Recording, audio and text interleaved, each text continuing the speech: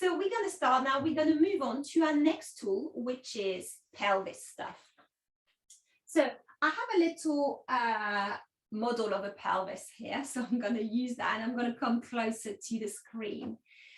So pelvis stuff is really a huge topic. There's so much we can say about it. So I can only give you a snippet, just in the same way that I chose 3 tools for today. I chose the 3 maybe more prominent ones, but there's so many other things we could talk about. So what I want you to feel first, so if you are sitting, I want you to feel the landmarks of your pelvis.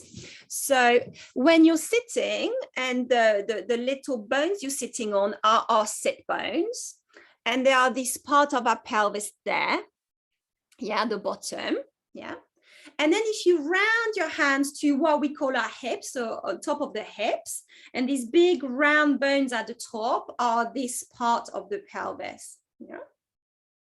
And then if you stroke down the back of your spine and towards your buttocks and the crack of your buttocks, you find the sacrum, so the back of the pelvis, yeah.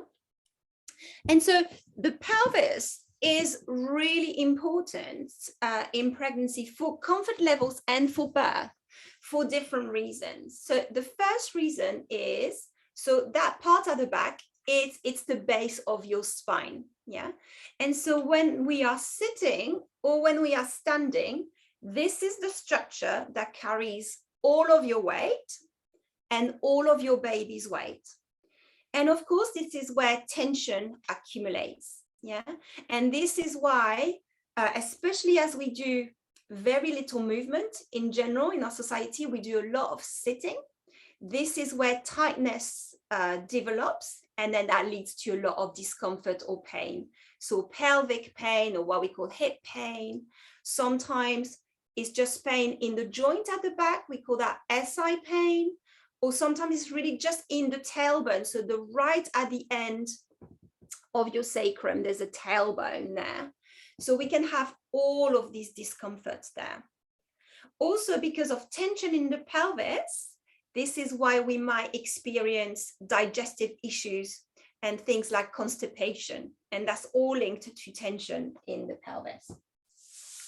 Now, the other reason we really want to talk about the pelvis is because this is where your pelvic floor, this all-important pelvic floor, lives, yeah? And it attaches, in short, to the front there, the pubic bone, and to your tailbone. Yeah? And because we do a lot of sitting and not a lot of moving, the pelvic floor becomes really tight. And again, that creates a lot of discomfort or problems in pregnancy. So going to the toilet very often, or having some sort of incontinence or a struggle to reach the toilet on time. But also in birth, we want the pelvic floor to be really nice and fluid to get out of the way when your baby is born, to reduce the risk of tearing. And because we tend to have really tight pelvic floors, that the pelvic floor struggles to do that, and so we can have more damage. Then the third reason is because the pelvis is the space that your baby has to go through. Unless you're having a cesarean birth, your baby has to go through the space of the pelvis during birth, yeah. And so we need to know how to find more space in the pelvis, because this is not a fixed space, yeah. It has joints and it moves. So we can create more space for our babies to first get into a good position, start to engage in the pelvis, and then go through and out. Yeah? And the key to all these things is to really unwind tension in the pelvis. We want the pelvis to feel free. We don't want it to be too tight. Yeah. And the way we do that is by gently moving the pelvis on a regular, in a regular way. So this is what people would call moving your hips, but it's really the whole pelvis. So we're going to do that. And the other things we want to do is to try to balance the pelvis. So we're all a bit wonky in our bodies. So we're going to try to do things to try to keep the pelvis equally balanced. Yeah. And the last thing we want to do is to make sure that our beautiful tailbone is free. So we are not tucking it under. Okay. So a lot of us, when we sit, we tuck our tailbone under. We do this. Yeah. And so that creates a lot of tightness in the pelvis. So this is why I just said, when we did the breathing, sitting on top of our sit bones, so we don't squish the tailbone, really helps. So let's get moving again to show you how we can do all of these things in a really nice, juicy, enjoyable way. And I would say, for me, this is one of the little routines that you can do daily to really support your pregnancy comfort and also prepare your body for birth. So we're going to start on all fours this time. And so if you're not so comfortable on all fours without anything, you might want to place a blanket to pad your knees. And then make sure you have some space. We're going to get up and then we're going to go back down to the ground. And so coming onto your hands and knees, of course, be mindful. So anybody with wrist stuff, yeah, if you need to take breaks from the hands and knees, please do. Yeah, listen to your body. So coming onto your hands and knees with the hands under the shoulders and the knees under the hips, we're going to start by doing little U's. So imagine you moving your pelvis from one knee to the other, drawing this sort of U with your belly button. And you take it as small or big as you want. So this is a beautiful movement to start balancing the pelvis. So making sure we're sharing the weight equally between right and left. Now, I know you might want to gaze to the screen if those movements don't feel comfortable, but if you can you move your awareness deep into the space of your pelvis? So really thinking about how things feel in the hips, in the pelvis, so in the front, the back, and the side. Beautiful. And then all the while, we're letting our babies hang into the front of our bellies. And this is really supportive to put babies in really good position. Beautiful. And then from these U shapes, then you can explore a full circle. And you decide how big or small that is. So circling the hips, one direction and the other. So always paying same amount of attention. If you're circling clockwise and changing direction, maybe that feels different. Beautiful. Just seeing how that feels. Now, maybe from there, you explore taking your hands just slightly more forward, tiny bit, just maybe a hand length, and see how the circles feel here. Maybe we find a little bit more space to the front of the hips. Maybe that doesn't feel comfortable, so really listen to your body. Beautiful. And then really visualizing that you're trying to unwind tension in the pelvis. You're trying to relax all of these tissues. You're trying to create more space. Beautiful. And then bring the hands back under the shoulders. We're going to start now to come back to center, and now visualize your tail. And we're going to imagine we're drawing just tiny circles, so tiny O with our tailbone. So as if there was a pen attached to your tailbone, and you're drawing on a piece of paper just behind your bottom. And so the tinier, the better. So tiny circles to release the tailbone. So this is really juicy, really supportive for your pelvic floor, helping the pelvic floor to release.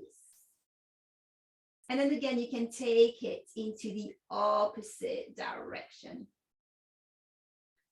So staying in the body. Then maybe checking that you are breathing. So again, as I said, we are mixing all the tools. So maybe you do a few more golden thread breath, or just breathing deeply into your rib cage and back out. Beautiful. And then come back to center. And then we're going to go into a small version of cat-cow if you are familiar with this. But again, we're going to lead with the pelvis. So it doesn't so much matter what we do with our back and our head. So as you inhale, feel that you want to lengthen your tail. Maybe you imagine your tail is longer than it is, and you are lengthening it towards behind you, not towards the ceiling, just behind you. And as you exhale, you're bringing your tail between your legs. Maybe the head releases forward between the arms. And then again, as you inhale, you lengthen the tail and you bring the head back in line. And as you exhale, you tuck the tailbone under. So you release down. Maybe you find that you're hugging your baby close to your spine, releasing the head. And then inhaling to lengthen. So finding this movement will really be led by the pelvis. So we're finding this sort of rocking, this tilting under and back out to really release the tissues. Beautiful. Moving with the breath, so keeping the breath flowing. Beautiful. Next time you come back to parallel, to your neutral, you're going to explore just leaving your knees where they are, but take the feet out, a little bit out if you have a mat, so just slightly wider.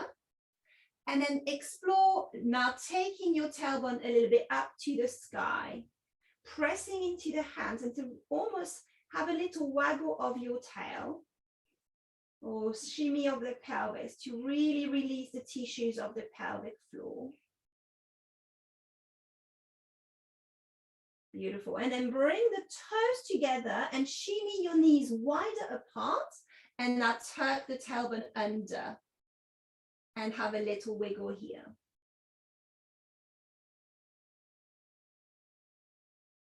Beautiful. And then come back to center. So bring the knees back under the hips. Now we're going to roll up to standing and keeping our pelvis level. So transitions are really important. So maybe you watch me first. We're going to tuck the toes under. And then the knees can be wider if you feel you have quite a big bump and you need space between your legs. We're going to walk our hands towards our knees. And then I'm going to press the floor away and lift both my knees off the ground at the same time to press into my feet and then roll up. And I'm disappearing from the screen. And then we come up. So the pelvis has stayed level here. Beautiful. Now from here, we're going to do a little bit of hip movement in a standing position. So sorry if my head is cut. I think it might be cut there. Wonderful. So taking feet about hip width apart or tiny bit wider. So something that feels nice and comfortable to you. Maybe we take the hands on the hips. And again, we're going to circle the hips here on the spot. So if you had a tail, it will draw a circle just sort of between your heels and behind you. So just soft circles. Maybe you bring your hands to your lower belly, to your baby, if that feels nice. You can close the eyes, soften the jaw, and then changing your direction.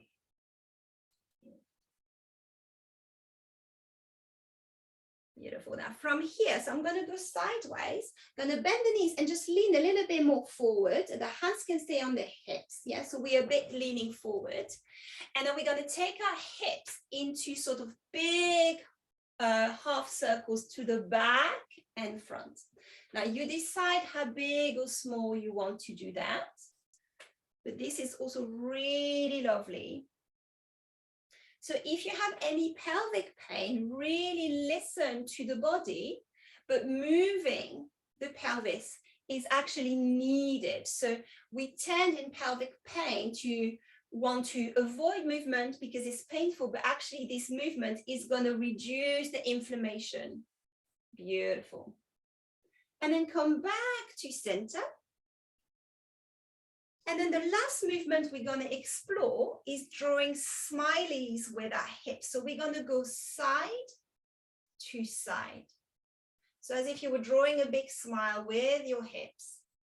And again, it can be really small, so most like a waggle or bigger. And you can have a smile on your face as well, and it's going to help all these beautiful hormones.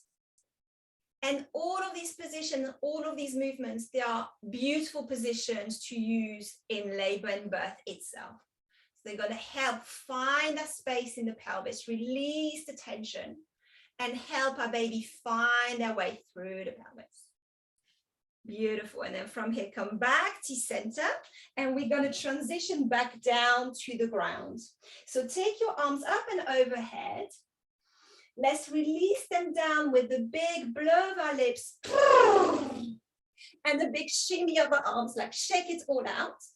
And then bend the knees, and then take your hands all the way to the floor, and then you're going to bring both knees together on the floor at the same time. Beautiful. And then from here, I'm going to adjust my screen. We're going to take rest, our final step. So we're going to come into a child's pose. So you might want to take your knees further apart to have plenty of space for your belly. And then here, we want to make sure we can come to a place that is comfortable for us. And child's pose in this classic way is not comfortable for everybody. So if your bum is up in the air, your bum, you might want to bring cushions between your bum and your feet so that there is support here. If it's the other way around and it's hard to bring your chest down, you can take your pregnancy pillow and rest the top of the body on top of the cushion. If you have a pregnancy ball or a birth ball, whatever you call them, we can use the ball to support the top body.